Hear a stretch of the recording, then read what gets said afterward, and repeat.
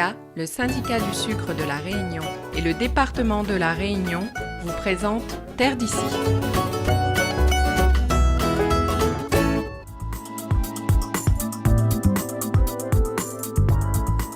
Véritable mine à ciel ouvert, de roches et de galets de toute taille, les Andins agricoles représentent aujourd'hui une source d'approvisionnement non négligeable en matériaux de construction pour les divers chantiers de l'île.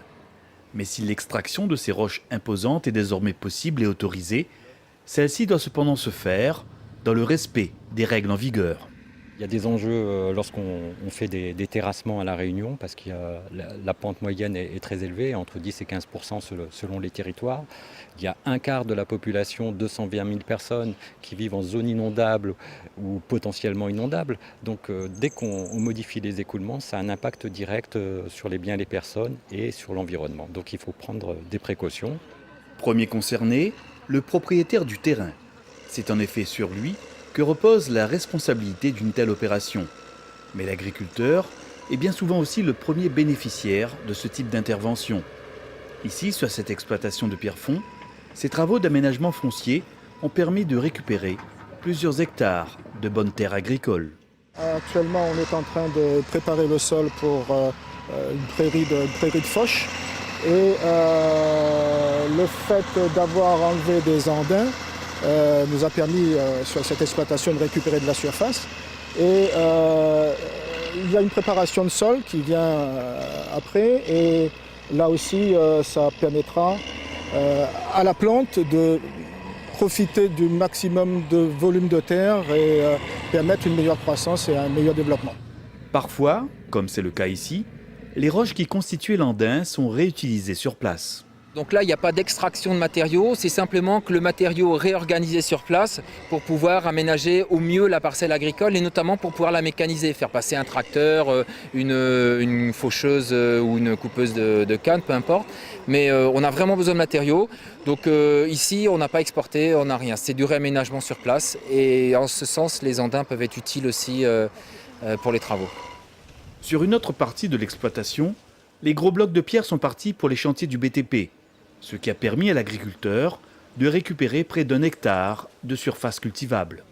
On est vraiment dans ce qu'on appelle avec les services de l'État qui encouragent aussi ce genre de démarche dès lors que c'est bien encadré, à être dans du gagnant-gagnant. Gagnant pour l'agriculteur qui lui récupère du terrain, se débarrasse de pestes végétales et récupère de la surface.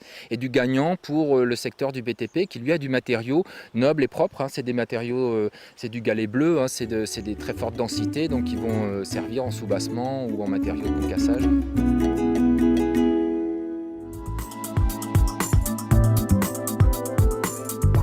Agriculteurs à Saint-Benoît, Notez et William Orange exploitent 5 hectares de canne à sucre du côté de Sainte-Anne.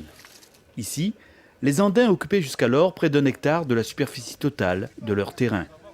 Depuis peu, une partie de ces rangs de galets a été enlevée, permettant ainsi aux planteurs de récupérer de nouvelles surfaces cultivables.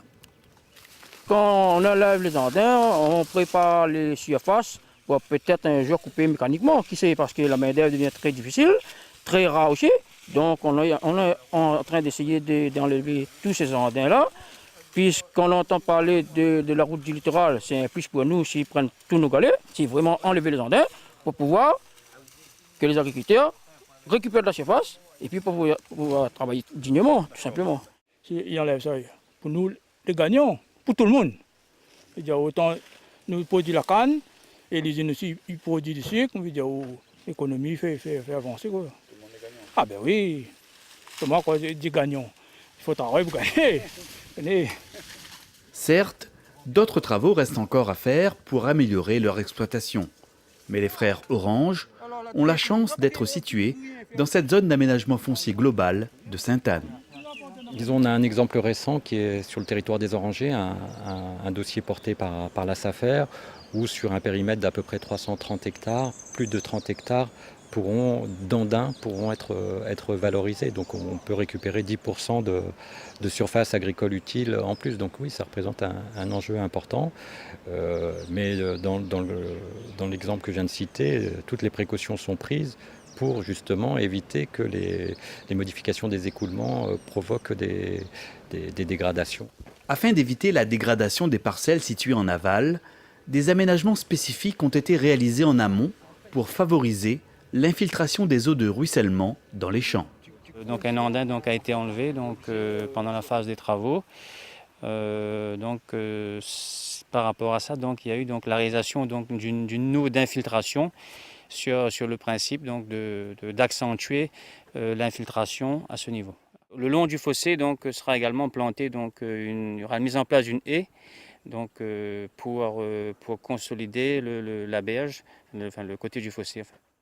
Un projet exemplaire qui devrait servir de référence dans l'avenir pour les futurs chantiers d'aménagement foncier.